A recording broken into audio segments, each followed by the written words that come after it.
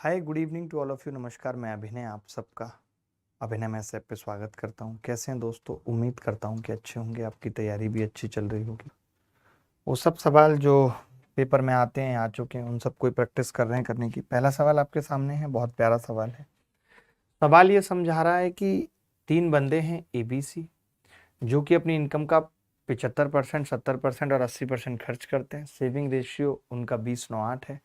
अगर total income उनकी 45,000 है तो उनके अलग अलग इनकम के। यहाँ पे मैं एक चीज़ बताना चाहता हूँ, जैसे मैं ये कहूँ कि किसी का रेशियो किसी भी चीज़ का 8/9/10 है या 8/9/5 है। मैं कहूँ अब इसके 10% का रेशियो, तो इसका 10% 0.8, इसका 10% 0.9, इसका 10% 0.5 कट गया। यानी किसी के पर्टिकुलर अमाउंट ऑफ परसेंटेज का रेशियो वही होगा जो उसका खुद का रेशियो है। यानी अगर कोई मुझे कहे कि किसी की इनकम का 1% का रेशियो मैंने निकाल दिया, तो मैं कहूँगा कि वो 10% का भी होगा, वो उसके 20% का भी वो होगा, वो उसके 100% का भी रेशियो होगा। ये मैं एक बात बताना चाहता हूँ। ये मैं क्यों बता रहा हूँ? क्योंकि मेरे को यहाँ इनकम का टोटल सम दिया हुआ है, और अगर मैं इनकम का रेशियो पता कर लेता हूँ तो मेरे लिए चीज़ें बहुत आसान होंगी, क्योंकि सम दिया हुआ है, रेशियो में डिवाइड कर दूंगा। तो मैंने यहाँ पे ये देखा कि अगर ABC स्पेंड 75%, अगर ABC 75% खर्च कर रहे हैं, 70% कर रहे हैं, 80% कर रहे हैं ऑफ हिज इनकम, अपनी इनकम का, तो मैंने कहा कि जी 75% का मतलब क्या है? ABC 75% खर्च करने का मतलब क्या है? तो आपने पहले तो यहाँ पे लिखा A, फिर आपने लिखा B, फिर आपने लिखा C, और मैंने यहाँ पे कहा कि इसका एक्सपेंडिचर क्या है, तो आपने कहा 75%, आपने कहा 70%, आपने कहा 80%। यानी 75, 70, 80% इनके एक्सपेंडिचर हैं। ठीक है, अब इनकी सेविंग क्या है? तो इसकी सेविंग 25%, इसकी सेविंग 30%, इसकी सेविंग 20%। ठीक है, अब मैं ये कह सकता हूँ द सेविंग रेशियो ऑफ तीनों के सेविंग का रेशियो कितना है? 20/9/8। तो आप सब अच्छी तरीके से जानते हैं कि जो 20/9/8 है, रेशियो को किसी भी संख्या से गुणा या भाग करने से फर्क नहीं पड़ता। मैं 10 से गुणा करूं इसको तो 0 0 0 मान सकते हैं, यानी कि 200 और 90 और 80 मान सकते हैं। ठीक है, 200 और 90 और 80 मान सकते हैं। ठीक है, तो एक्सपेंडिचर कितना है? 75%, 70%, 80%। सेविंग क्या है? 25%, 30%, 20%। मैंने कहा कि सेविंग हमारे हिसाब से अब निकल के आ रही है जी 200, 25 की वैल्यू, 30% की वैल्यू 90 और 20% की वैल्यू 80। तो मैंने कहा 25% की वैल्यू 200 है, तो 1% कितना होगा? 8। इसका 1% कितना होगा? 3। इसका 1% कितना होगा इनकम का? 4। तो अभी मैंने ये बात कही थी कि किसी के 100% का रेशियो हो या किसी के 1% का रेशियो हो, बात एक ही है। तो मैं ये कह सकता हूँ सबके 1% का रेशियो 8, 3 और 4 आ रहा है, यही इनकम का रेशियो है। मैंने कहा कि चाहे 100% का हो चाहे 1% का हो, बात एक ही है। तो मैंने इनकम के 1% का रेशियो निकाल दिया, 8, 3, 4, वही क्या है? इनकम का रेशियो। आज एक आपने इस तरीके के सवाल देखे होंगे, इस तरीके के सवाल बहुत पेपर में पूछे जाते हैं। इस पे हम 3 सवाल करेंगे इस तरीके के। ठीक है, संपूर्ण पृथ्वी पर भूमि और पानी का अनुपात 3:5 है। उत्तरी गोलार्ध में यह अनुपात 7:9 है। दक्षिणी गोलार्ध में यह अनुपात कितना होगा, ये आपको पूछ रहे हैं। देखिए क्या अप्रोच होती है इस तरीके के सवाल को करने के लिए। बेसिकली जो दोनों गोलार्ध हैं वो हाफ हाफ होंगे, यानी एक बहुत बड़ा गोला है और 2 हेमीस्फेयर है। तो जो दोनों गोलों का एवरेज होगा किसी भी चीज का, वो पूरे गोले का मान होगा। ठीक है, अब आप देखिए ध्यान से, इन्होंने कहा है कि एक पृथ्वी है, हमने बना ली, जहाँ इसके 2 पार्ट हैं, ये और ये। ठीक है, अच्छा ये पूरा उठेगा, ठीक है कोई बात नहीं, और इधर बना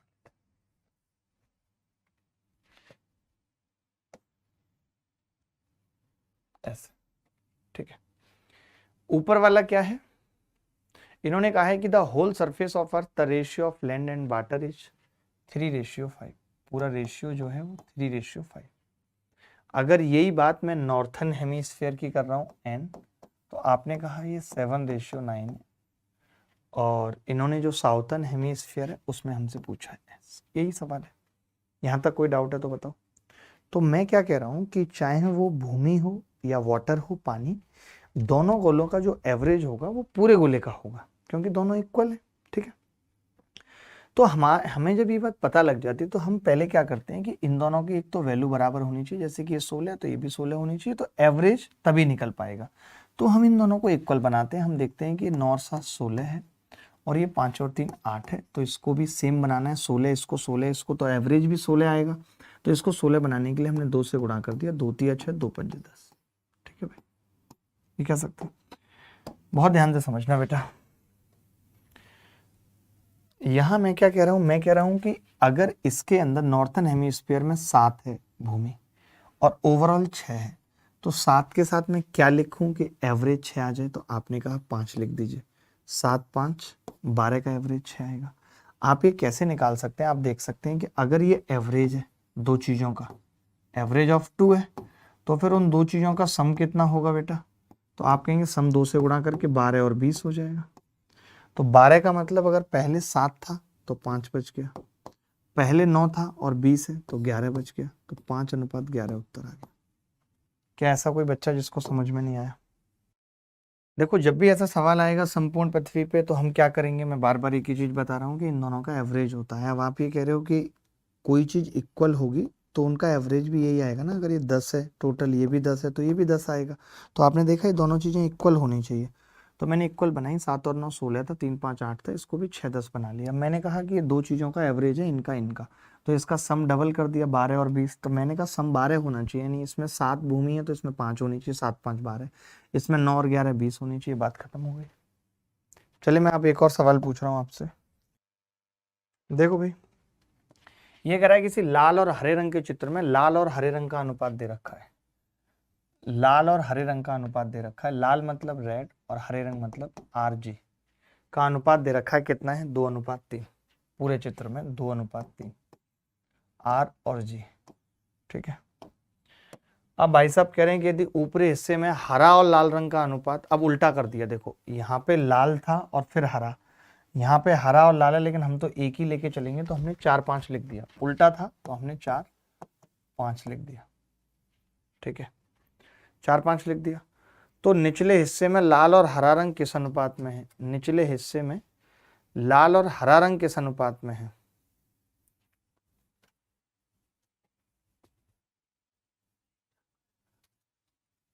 लाल और हरा रंग किस अनुपात में है निचले हिस्से में? R और G। ठीक है, तो मैंने देखा यहाँ पे टोटल कितना है दद्दा, तो आपने कहा 9। यहाँ पे टोटल कितना है दद्दा? 5। ठीक है, मैंने गुणा कर ली, मैंने इसको 5 से गुणा किया, इसको 9 से गुणा किया इक्वल करने के लिए, तो मैंने देखा ये कितना आ रहा है, 9 दूनी 18, 9 तिया 27, ये एवरेज आ रहा है बेटा, ध्यान रखना। इसको 5 से गुणा करूंगा तो 5 चौक 20, 5 25। अगर ये एवरेज है तो सम कितना होगा? देखिए आप चाहो तो सम लिखो, वरना मौखिक भी कर सकते हो। सम होगा जी 36 और 54। तो अब आप ही बताइए कि ये 20 है और ये 36 है, तो यहाँ रेड कितना होगा? 16। ये 54 है और ये 25 है, तो ये कितना होगा? 29। तो 16:29 ऑप्शन में है डी। बोलो। संपूर्ण पृथ्वी पर भूमि और पानी का अनुपात 1:2 है। उत्तरी गोलार्ध का यह अनुपात 2:7 का है। दक्षिणी गोलार्ध के आधे क्षेत्र में, देखिए इन्होंने अब क्या किया है कि एक पृथ्वी थी और ऊपर ठीक था, लेकिन नीचे वाले को 2 पार्ट में डिवाइड कर दिया यार, अलग ही लेवल पे खेल रहा है। यानी अब हमारा काम क्या है, मैं ये कह सकता हूँ कि ऊपर वाले का और नीचे वाले का एवरेज ये है। तो पहले हम कुछ नहीं करेंगे, पहले देखो, पहले हम क्या करेंगे, नीचे वाले का पूरा निकालते हैं। ठीक है भाई, इन्होंने कहा संपूर्ण पृथ्वी पर यह अनुपात कितना है? 1:2, और ऊपर वाले भाग पे ये अनुपात कितना है? 2:7। तो पहले हम ये निकालते हैं। आपको पता है ये निकालना, तो अभी हमने आपको सिखाया कि भैया ये 3 है, ये भैया 9 है, इसको भी 3 से गुणा करके 9 बना लो। 3 एकम 3, 3 दूनी 6। तो आपने कहा कि जी ये एवरेज है, तो भैया सम कितना होगा? तो आपने कहा सम तो डबल हो जाएगा, दो चीज़ों का है, 6 और 12।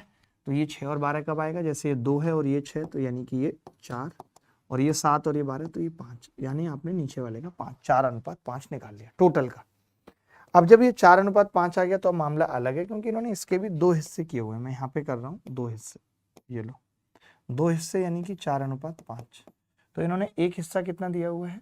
3:2 और दूसरा हिस्सा पूछ रहा है। तो मैं अब आपको बताता हूँ, ये अब इन दोनों का एवरेज है, ये जो 4-5 है वो ये इन दोनों का या पूरे का एवरेज है। तो पूरे में ये 2 ही आते हैं, तो इन दोनों का एवरेज है। अब ये कैसे निकलेगा, देखो ये 9 है और ये 5 है, तो इसको तो 5 से गुणा होगी, 5 चौक 20, 55 25। इसको 9 से गुणा होगी, 9 तिया 27, 9 दूनी 18।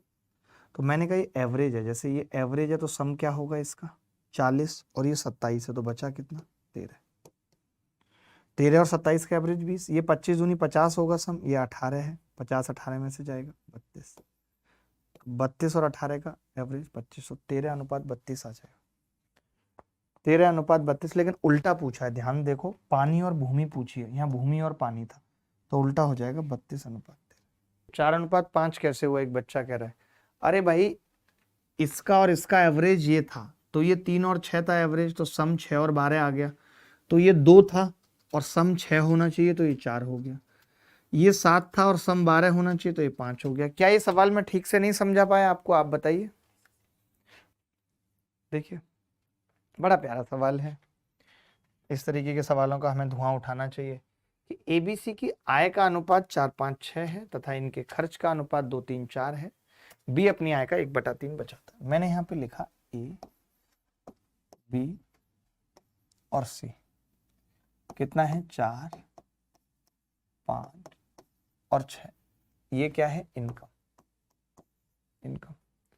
इसके बाद खर्च का अनुपात क्या है, एक्सपेंडिचर क्या है 2, 3, 4, 2, 3, 4 है। बी अपनी आय का 1/3 बचाता है, बी अपनी आय का 1/3 बचाता है, ये बात इन्होंने कह दी। यही एक बड़ा स्टेटमेंट है, इसी पे हमें फोकस करना है, ध्यान देना है। सिद्धांत आपने इतना लंबा मैसेज किया है, मैं भी पढ़ूंगा उस मैसेज को, 1 मिनट सवाल बता दूं। देखिए अब क्या है कि बी अपनी आय का 1/3 बचाता है, अगर उसकी इनकम 3 है तो वो 1 बचाता है, यही बात है। तो फिर खर्चा कितना करता है, एक्सपेंडिचर 2 करता होगा, ये 3 में से 1 घटाने पे 2 करता होगा। ये बात सही है, यहां तक किसी को डाउट है तो प्लीज बताओ। नहीं, ये कह रहा है कि बी अपनी आय का, अगर बी की आय 3 है तो वो 1 खर्च करता है, 3 और 2। मैंने ये देखा कि अगर मैं बी की इनकम की बात करूं तो वो 3 है और खर्चे की बात करूं तो वो 2 है, यानी कि ये 3 और 2 होना चाहिए। अब ये तो नहीं बन पा रहा 3 और 2, कैसे बनेगा। तो मैंने कहा अगर मैं पहले इसको इक्वल कर लेता हूं, इसको 3 से गुणा और इसको 5 से, क्योंकि ये 5 है और ये 3, तो 5 को 3 से कर ली, 3 को 5 से, तो ये इक्वल बन गए 15-15। लेकिन मुझे इक्वल बनाने नहीं है, मुझे 3 और 2 बनाने हैं, यानी मैं चाहता हूं कि ये 3 हो और मैं चाहता हूं कि ये 2, 3:2। तो पहले मैंने इक्वल बनाया और मुझे 3:2 बनाना था, तो मैंने फिर 3 और 2 से गुणा कर दी। तरीका यही है, यानी मैंने पूरे को कितने से गुणा किया, अगर आपसे पूछता हूं तो आप कहेंगे कि आपने जी पूरे को गुणा की 3 तिया 9 से, 9 चौक 36, 9 पंजे 45 और 9 छक्के 54, ये हो गया। रेशियो को किसी भी संख्या से गुणा या भाग कर सकते हैं, कोई दिक्कत नहीं है। 5 दूनी 10 से गुणा की तो ये 20 और ये 30 और ये 40, 20, 30, 40, ठीक है। फिर हमने देखा कि ये कितना आ गया जी, सेविंग कितनी आ गई, 36 में से 20 गया 16, 45 में से 30 गया 15, 54 में से 40 गया 14, तो 16, 15, 14 उत्तर आ गया। अब आप चाहो तो देख सकते हो, जो सवाल में बोला था आप देख सकते हो। क्या देख सकते हो, सवाल में लिखा हुआ था कि बी अपनी इनकम का 1/3 बचाता है, तो बी अपनी इनकम 45 का 1/3 बचा रहा है, यानी 15 बचा रहा है। कंडीशन फुलफिलमेंट है, तो एबीसी की सेविंग का अनुपात आ गया। सेविंग निकलती कैसे है, इनकम माइनस एक्सपेंडिचर, बात खत्म। बोलो भाई कोई डाउट है तो, कोई भी बॉडी ऐसी है जिसको डाउट है तो वो मुझे बता सकती है, कह सकती है, कोई भी बॉडी। जैसे मैं ये कह रहा हूं कि बी की अगर मैं बात करूं तो बी की इनकम 5 थी और एक्सपेंडिचर 3 था, ठीक है, 5 और 3 था या नहीं। अब आप देखोगे कि ये 5 और 3 है बी की, और मैं चाहता हूं कि 3 और 2 का अनुपात आए। तो 3 और 2 का कैसे आता कि पहले मैंने इसे इक्वल किया तो ये 15-15 हो गए, अब मुझे 3 2 चाहिए तो मैंने 3 और 2 से गुणा किया। अब समझ में आया। अब आप चाहो इसका रेशियो मैं आपसे पूछूं तो आप कहेंगे पूरा कट जाएगा, केवल 3 और 2 बच जाएगा। इसीलिए ए बैग कंटेन्स 50 पैसे, 25 पैसे और 10 पैसे के कॉइन्स हैं। The ratio of the coins इतना है। देखो जब कभी ऐसा सवाल आता है तो हम जो रेशियो है ना, हम उसी को मान लेते हैं कि इतने ही सिक्के हैं। बहुत प्यार से समझना। जैसे मैंने क्या कहा, पहले तो आप ये समझो कि 1 रुपए में, सबको पता है 1 रुपए में 4 25 पैसे के सिक्के होते हैं। तो जब भी 25 पैसे के सिक्के की बात हो तो हम चाहते हैं कि 4 का मल्टीपल बने तो बेहतर है। अगर मैं 1 रुपए में 50 पैसे के सिक्कों की बात करूंगा तो 2 50 पैसे के सिक्के होते हैं। तो हमारी कोशिश होती है कि जो 50 पैसे के सिक्कों की संख्या है वो 2 का मल्टीपल हो, ताकि हम कंप्लीट रुपीज बना पाए। लेकिन ये सब चीजें तब तक सही हैं जब तक 50 पैसे और 25 पैसे हैं। लेकिन जब 10 पैसे पे सवाल गिर जाता है तो फिर हम सवाल को पैसे में ही रहने दें तो बेहतर है। जैसे आप इस सवाल को मेरे करने का तरीका देखना। मैंने लिखा कि 50 पैसे के सिक्के, मैंने लिखा 25 पैसे के सिक्के, मैंने लिखा 10 पैसे के। ठीक है, लिखा मैंने। उसके बाद मैंने कहा कि इनका नंबर क्या है, नंबर ऑफ कॉइन क्या है। तो आपने कहा कि जी नंबर ऑफ कॉइन है 5, 9 और 4। अब मैंने कहा अमाउंट क्या होगा।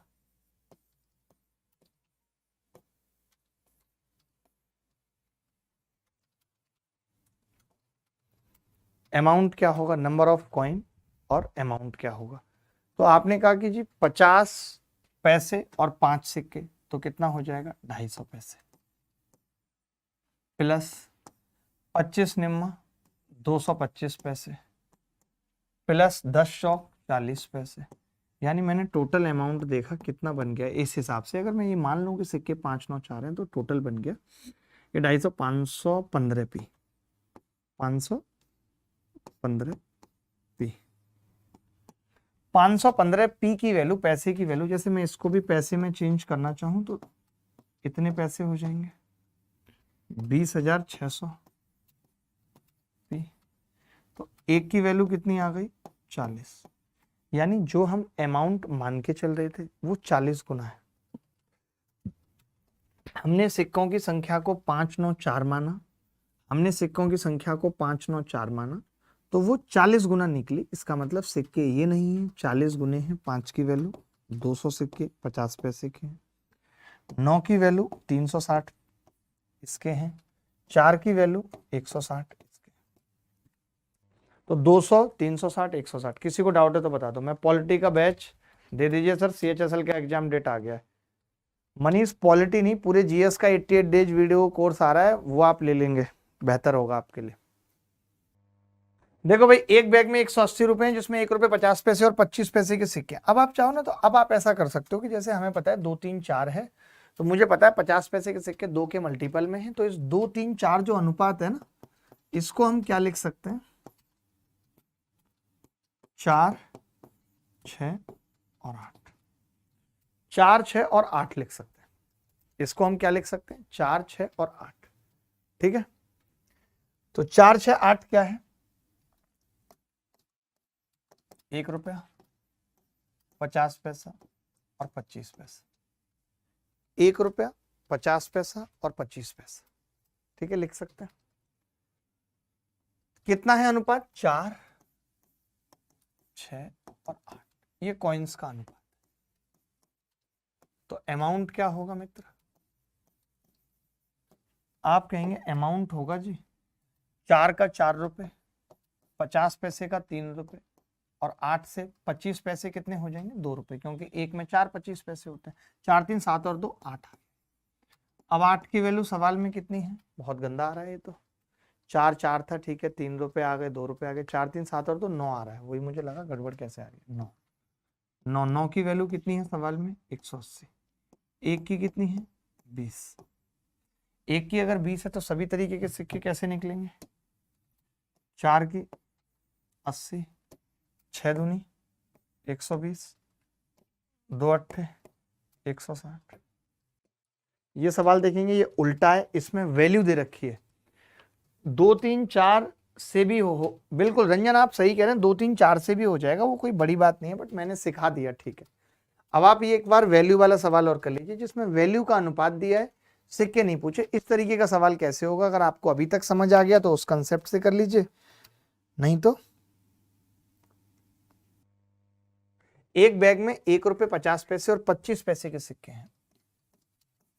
1 रुपए 50 पैसे और 25 पैसे के सिक्के, 1 रुपए 50 पैसे और 25 पैसे के सिक्के हैं। ठीक है, इनकी वैल्यूज क्या है? वैल्यूज क्या है? 13, 11 और 7। इनकी वैल्यूज क्या है? 13, 11 और 7। तो 50 पैसे के कितने सिक्के हैं? 50 पैसे के, तो मैं आपसे कॉइन्स पूछ लूं, आप कहेंगे अगर 1 रुपए की 13 वैल्यू है तो 13 ही सिक्के होंगे। और अगर 50 पैसे की 11 वैल्यू है, आपको पता है एक वैल्यू में 1 रुपए में मैंने मान लिया 11 रुपए हैं, तो 11 रुपए में 50 पैसे कितने होंगे? 22। 1 रुपए में 4 25 पैसे होंगे, 7 में कितने होंगे? 28। तो भाई टोटल कितना आ गया? 22 और 28, 50 और 13, 63 आ गया टोटल। और 63 की वैल्यू सवाल में 378 है, यानी एक की कितनी हो गई? 6। 63 में एक की कितनी हो गई? 6। एक की अगर 6 तो हमसे केवल 50 पैसे के सिक्के पूछे हैं, 22 की वैल्यू पूछा है, 11 की नहीं पूछा, कॉइन्स पूछा है। तो मैंने 6 से गुणा कर दिया, 132। अगर सिक्कों पे कोई सवाल आएगा तो कर लेंगे, अगर सिक्कों पे कोई सवाल आएगा तो कर लेंगे। वैल्यू से मतलब अमाउंट है बेटा। देखो भाई 25 पैसे, 50 पैसे और 2 रुपए के जो सिक्कों का अनुपात है वो क्या है? देख लो एक बार। 25 पैसे, 50 पैसे, 25 पैसे, 50 पैसे, 2 रुपए और 5 रुपए। ठीक है, कि सिक्कों की संख्या का अनुपात 5:4:3:1 है। ये मैंने नंबर ऑफ कॉइन्स कर दिए। कॉइन्स क्या है? 5, 4 और 3 और 1। ठीक है, 5, 4, 3 और 1। ठीक है, यदि सिक्कों की कुल राशि ₹285 है, कुल राशि यानी कि मैं अमाउंट की बात कर लेता हूं। अमाउंट क्या होगा? 25 पैसे के हिसाब से 5 का अगर मैं करूं, मैं चाहता तो इसको भी 4 से गुणा कर सकता था, कोई बड़ी बात नहीं थी, बट मैंने नहीं किया। कोई बात नहीं, मैं नहीं करता, मैं पैसे पे ही कर रहा हूं सवाल पूरा। 25 पंजे 125 पैसे प्लस 5 चौक 20, 200 पैसे, और ये 200 तिया 600 पैसे, 5 रुपए यानी 500 पैसे। ठीक है, तो ये कितने पैसे हो गए टोटल? 600, 500, 1100 और 200, 1300, 1425 पैसे की वैल्यू सवाल में कितनी? 285 पे 2 जीरो। मैं देख रहा हूं 2850 से ये 2 बार कटेगा, एक की वैल्यू 20 आ जाएगी। और अगर एक की वैल्यू 20 है तो 5 रुपए के सिक्कों की संख्या की अंतर पूछ रहा है, 25 पैसे और 5 का अंतर, यानी 5 और 1 की वैल्यू, 4 की वैल्यू पूछ रहा है। 80। क्या किसी का आंसर आ रहा था 80? एक लड़के का 81 आ रहा है, अभिराम झा का। ये बड़ा पागल है, एक सिक्का बिना मतलब फालतू कर रहा है, एक सिक्का बिना मतलब फालतू कर रहा है। क्यों कर रहा है मुझे खुद नहीं पता इसके बारे में। क्या तो ये नकली आदमी है कोई? क्यों है बट ये नकली आदमी? किसी बैग में ₹1, ₹2 और ₹5 मूल्य वर्ग के सिक्कों का अनुपात 1:5:8 है। यदि इन सिक्कों का कुल मूल्य ₹432 है तो ₹2 वाले सिक्कों की संख्या कितनी है, ये बताना है।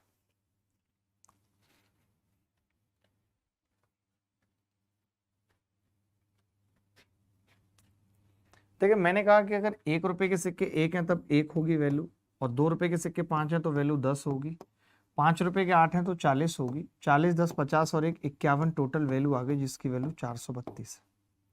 बोलो भाई 51 ही आई है। 5 अट्ठे 40, 2 पंजे 10, 1 रुपए का 1।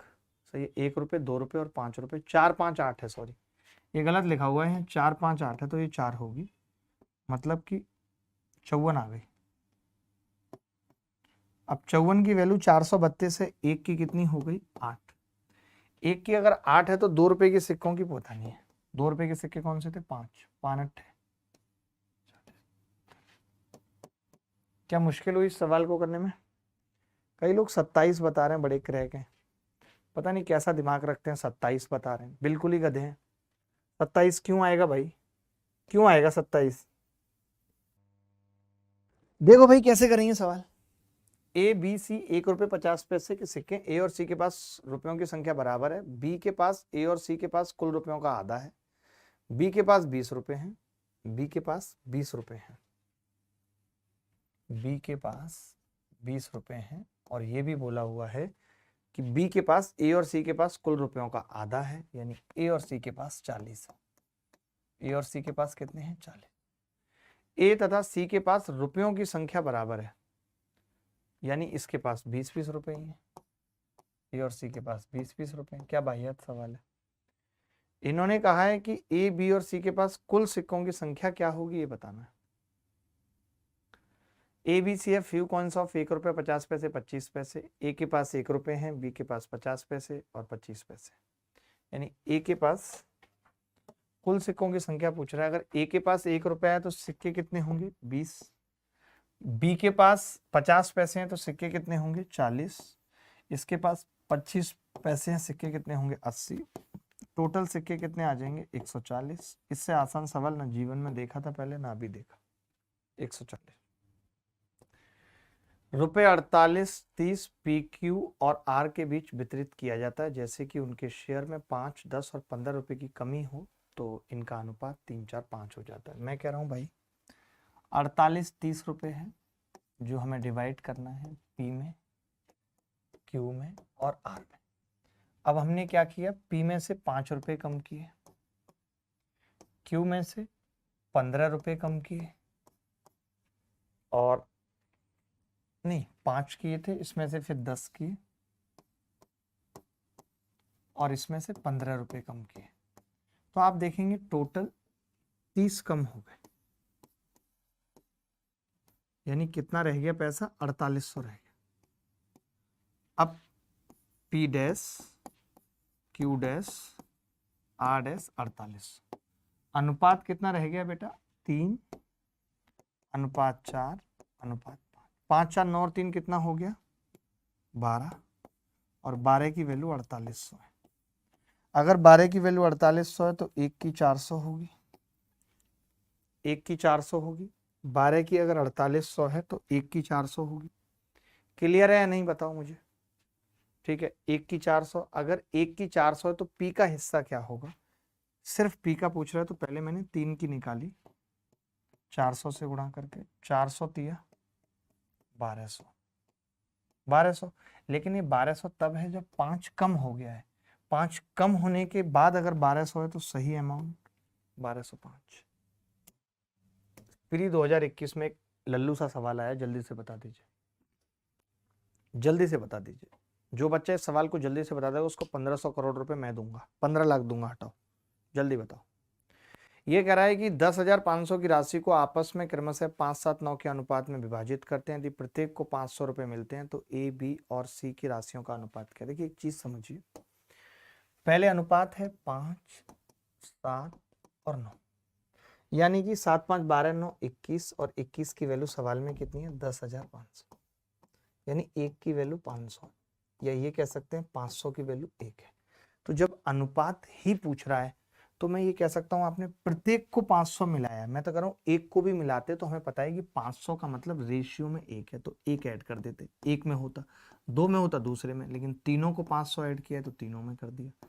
6, 8 और 10, उत्तर आ जाएगा 3, 4 और 5। क्या ऐसा कोई बच्चा था जिसने इस तरीके से इस सवाल को किया? इस तरीके से इस सवाल को किया, कोई बता सकता है? बोलो भाई।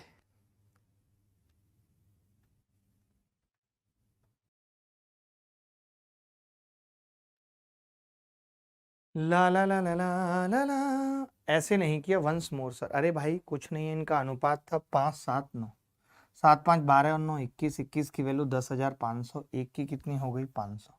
अगर एक की 500 है और मैं तीनों का 500 बढ़ा रहा हूँ, यानी अनुपात में 1 बढ़ा रहा हूँ, तो मैंने 5 में 1 जोड़ दिया, 7 में 1 जोड़ दिया, 9 में 1 जोड़ दिया, बात खत्म।